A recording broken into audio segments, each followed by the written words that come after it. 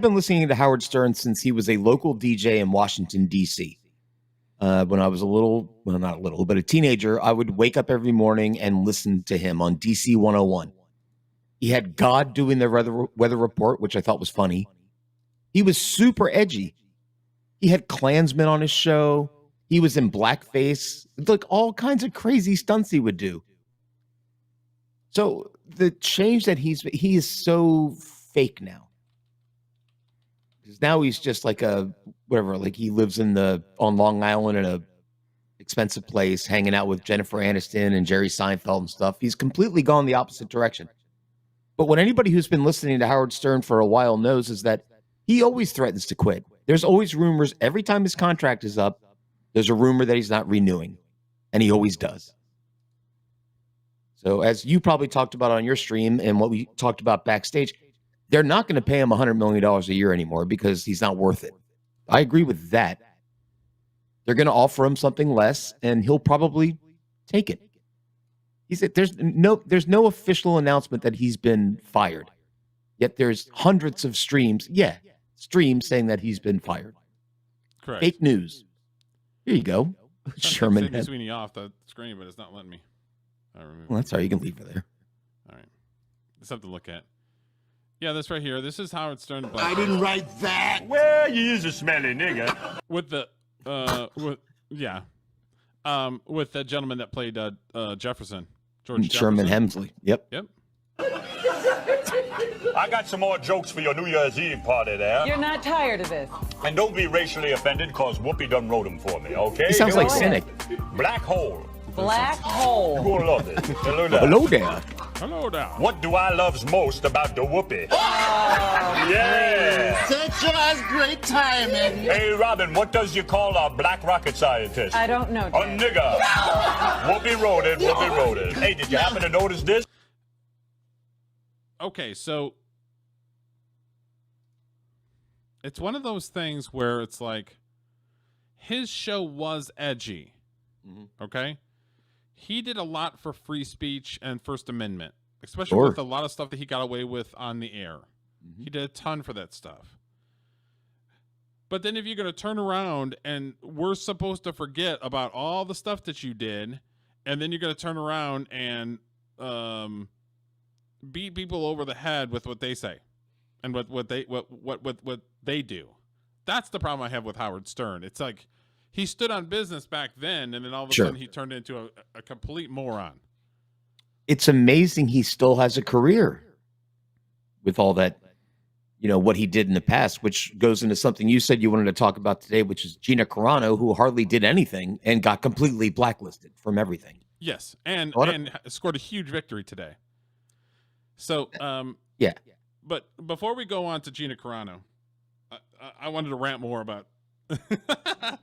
So my rant was, and let me know what you think.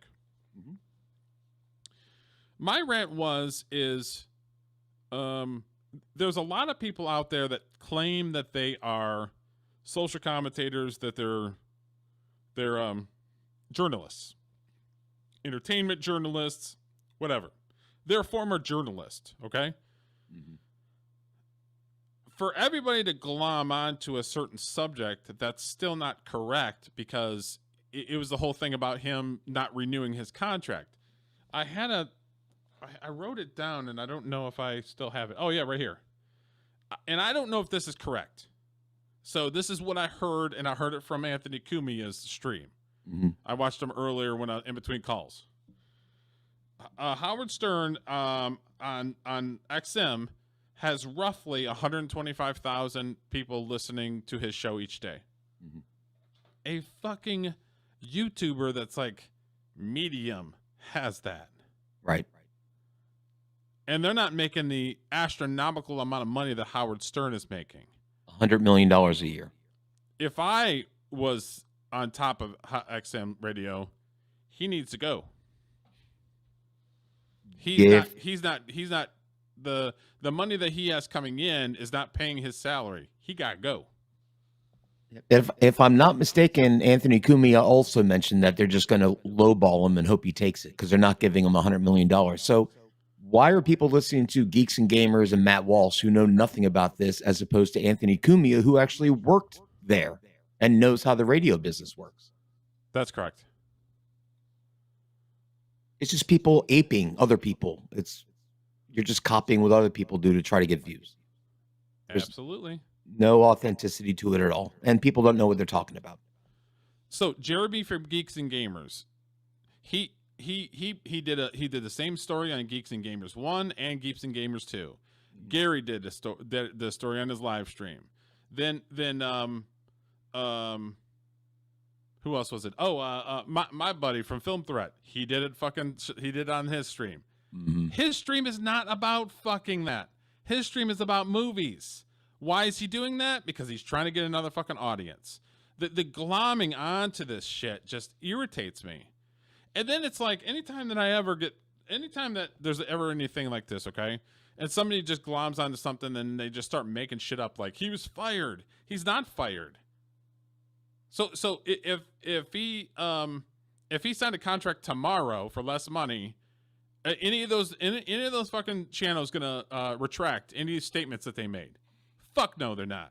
No, they're gonna basically shit on you like, oh, that's old news. So no, they're gonna make excuses. They'll put it in the forget file. Like, yeah, they won't mention it again. Somebody like me, who is smarter than they are, doesn't forget that shit.